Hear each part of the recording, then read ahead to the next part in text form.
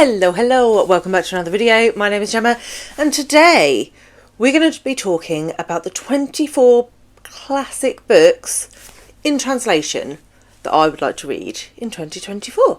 So I know a lot of people do this style of video, 24 classics for 2024, and I wanted to join in the fun, but I didn't want to just read 24 boring Victorian novels. So that's not to say that all Victorian novels are boring, but you know what I'm trying to say. So I really wanted to broaden it and read works in translation.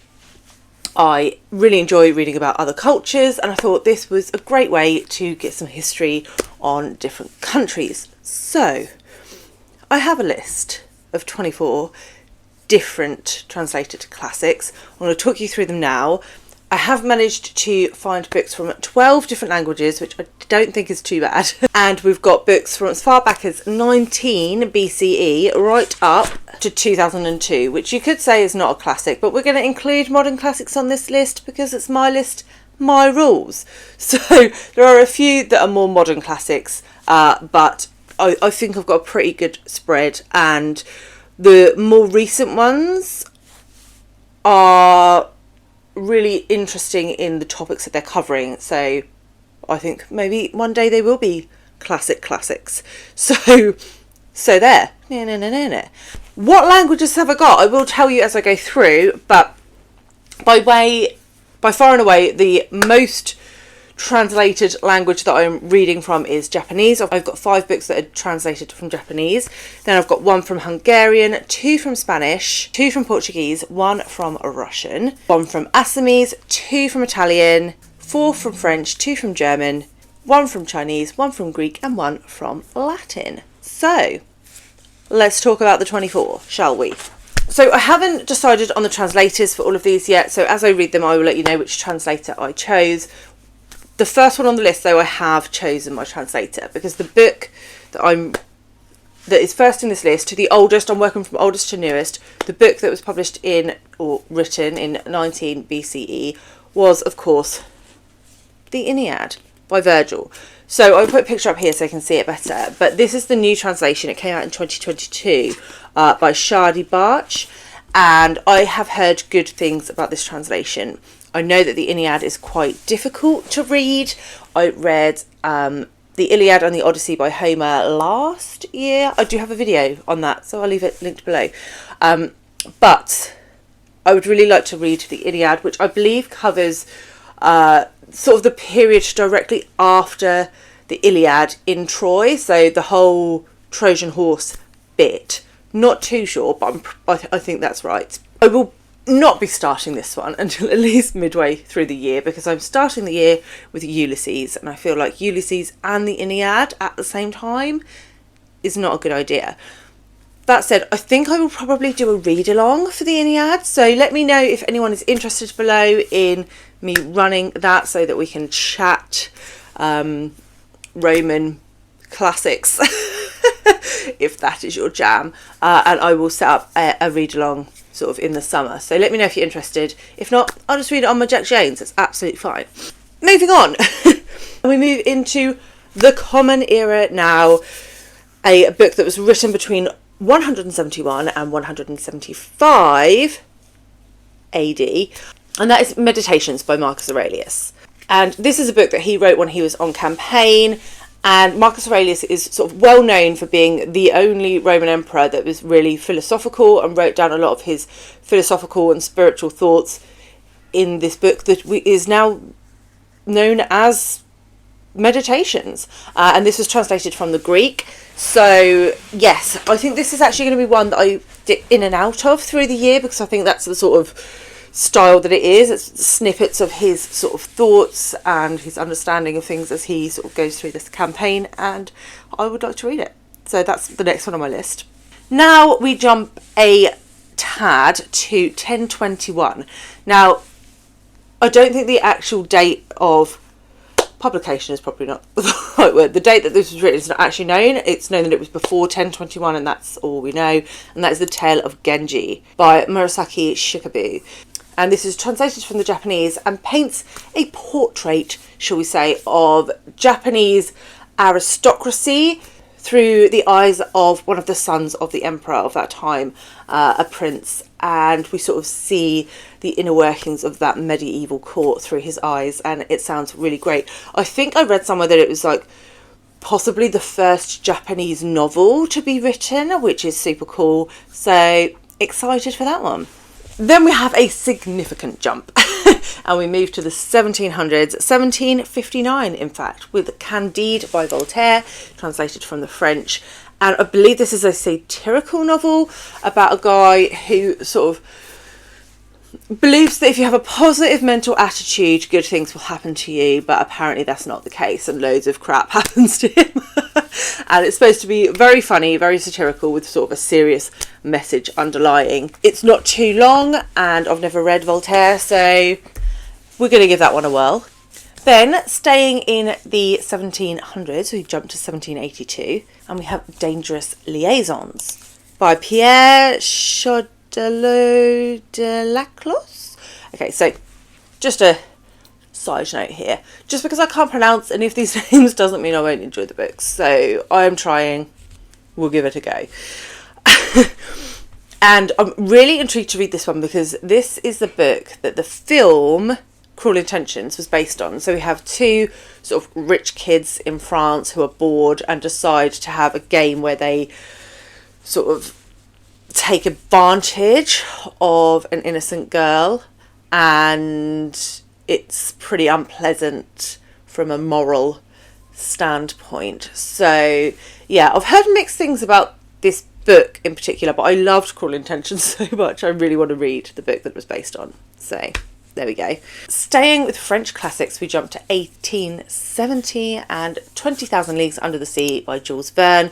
I've never read any Jules Verne, but this one in particular interests me because it's about sea monsters. There's a sea monster stopping ship and trade, and so a French oceanographer sort of sets out on an adventure to destroy the monster. I think is the general premise, and it sounds really fun. And Jules Verne is pretty well read still even today, in what I would say is relatively mainstream literature. So I'm a bit gutted that I've never read him really, but I'm going to rectify that in 2024. Okay, another significant jump now, and we go to the 1900s, 1922 in fact, with Siddhartha by Herman Hesse. This book gets quite a lot of love. I know a few people who have read it over the last 12 months within my bookish circles, and I've never read Herman Hesse, would really like to. He wrote in German. I believe he was a Swiss-German author, and this one follows a man who sort of gives up his wealthy lifestyle to pursue a life of spirituality. I think this is linked to Buddhism based on the title, but once I've read it, I'll let you know. But yeah, looking forward to that one, and that one is also on my scratch list. So I have a 100 book bucket list. If you didn't see that video, I will link below. But it's also on there, so I'm killing two birds with one stone. We like to do that. Okay, it seems like this was the period for German translations, because the next one is also a German translation from 1928, and that is All Quiet on the Western Front by Erich Remarque. Remarque, is that how you say it? And this is the story of a German soldier in World War One and his experiences in the trenches, which were pretty brutal. So yeah, I haven't read an awful lot of World War One fiction. I mean, I've read Birdsong and that's pretty much it. Oh, and At Night All Blood is Black. But yeah, I would like to read more World War One fiction, and this sounds good. And Remarque was a soldier in World War One, so this is sort of drawing on his real experiences. So yes, that one's on the list. So then we move away from Germany and we move to China, and we move to 1929 with Mr. Ma and Son, and this is about a man who moves to England with his son, and they set up an antique shop in London, I think near St Paul's Cathedral, a cathedral in London, and it's about their experience sort of adjusting to British culture and trying to make a life and a living for themselves in London after moving from China. And I actually saw Sarah from Your True Shelf talked about this book a while back, which is why it was on my radar, and she said it was really, really good, particularly for a classic that not a lot of people talk about, so I am super keen to get to that one. Then we move to 1936 and another Japanese classic, The Makioka Sisters by Jun'ichiro Tanizaki. And this is quite a chunky one, one of the more chunky on my list. I did try and keep to smaller books because there's 24 of them. But this one is one that I already own. And this is about 4 sisters and their dynamic in the lead up to World War II and how they're sort of trying to cling to an old, almost aristocratic way of life, and that inevitably changes as World War II affects Japan. So I really like stories about sister dynamics, so I'm really, really looking forward to that one. Obviously, because I bought it last year. Have I read it? No, 2024. And then we take a hop and a skip to 1940 and we have The Invention of Morel by Adolfo Casares, which is a book translated from Spanish. Casares is an Argentinian author. And this one sounds really fun. It's set on a mysterious island and it's sort of this story about suspense and exploration, and there might be a little smidgen of love in there. We don't always love the love, but we'll take it if there's suspense and exploration also in spades. So yes, looking forward to that Argentinian classic. Then back to Japan for 1948 and Snow Country by Yasunan Kawabata. And I think this is supposed to be one of Kawabata's more praised works. There are a few, but this one is set in an isolated spring in the mountains in West Japan. And we have a sort of wealthy debutante and a lowly geisha who meet surreptitiously, and a passionate affair ensues, but it's doomed to failure because of their difference in social standing. So sounds like the kind of book that's going to rip your heart out and stomp on it, which we love on this channel. Okay, and what must be the last Japanese book on this list, and it was published in 1950, so that's why it's here on the list. However, I believe it was written somewhere between 1271 and 1306, and it's The Confessions of Lady Nijo by Lady Nijo. And this is an autobiographical book, so I think it's one of the only non-fictions on the list. Not the only non-fiction, but one of them. And this is super interesting because it's about a woman who documents her time as a concubine to one of the retired emperors in Japan. And given that I'm currently reading Shogun, which sort of talks a lot about consorts and concubines and that sort of thing, it'd be really interesting to read that from the perspective of a woman who experienced it. Obviously, not many women wrote autobiographies in the 1200s, so this is a pretty special piece of historical literature, so really, really excited to get to that one. And then we do move to a different country. We're moving back to Europe and into Italy for The Leopard, which was published in 1958 and written by Giuseppe Tomasi de Lampedusa. I'm really not good at pronouncing names. And this has also another aristocratic feel. A lot of these books do. I think it's just part of being a classic in some cases. But it's set in 1860s Sicily, and we follow a somewhat eccentric prince who is trying to maintain the old way of life, but a revolution is forcing the country into a new era. I've never heard anyone review this book, but I do own it and I would like to give it a whirl. So there. Then we are jumping to definitely more modern classics here, 1973, and what will be my first Clarice Lispector. I have heard a lot of good things on BookTube about Lispector over the last couple of years. She is a Brazilian author who writes in Portuguese, and the book that I've chosen is Agua Viva, and I don't know if this is a good place to start with Lispector, so if you've read her then please let me know. But this one is the Spectre's meditations on life and spirituality and that sort of thing. So it'll be quite interesting actually to compare this to the Marcus Aurelius, because they sound quite similar in tone, and we'll give it a go. I'm not a major philosophy person, so I am concerned that I'm going to struggle with both of those books, but you don't know until you try, right? Then we move to 1979 and a Senegalese book, So Long a Letter. This is also non-fiction, translated from the French. And this is the autobiography, or an autobiographical letter from the author Ba, describing her experiences in Senegal and her sort of hopes for the country, for the future.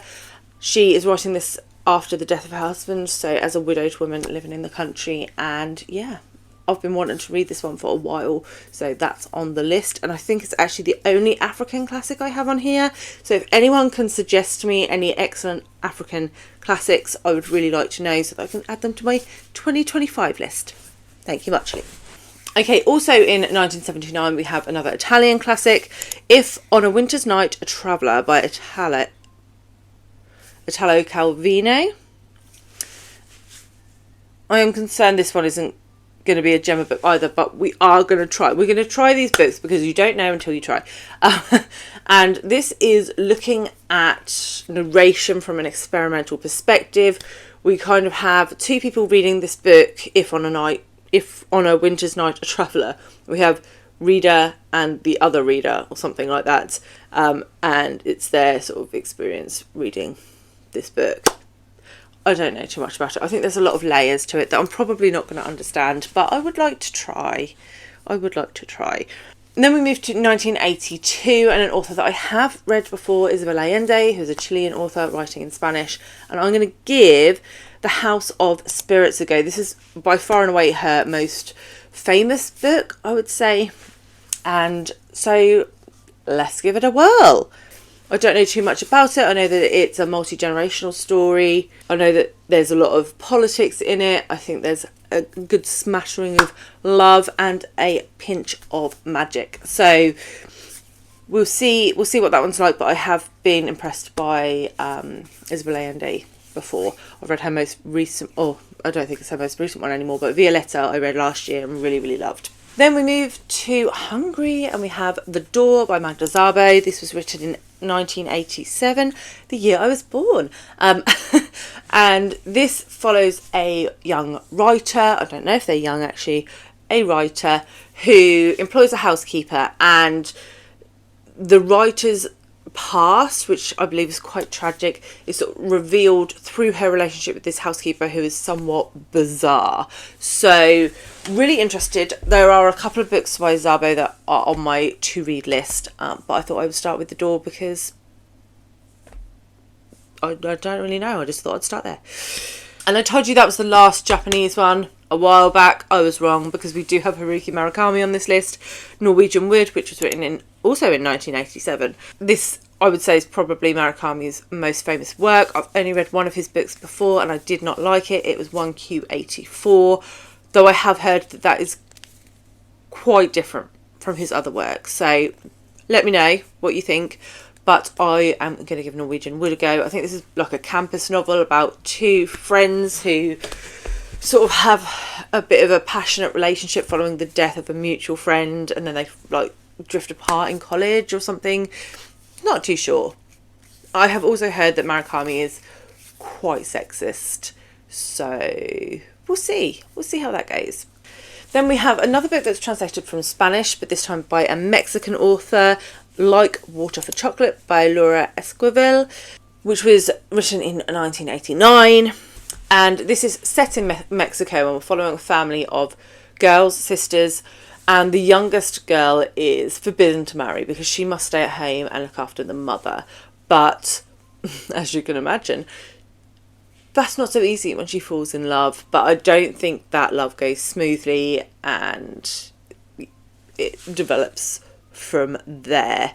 This has been made into a film as well, so I'm hoping that I can read it and watch the film, because I think that would just be a fun thing to do.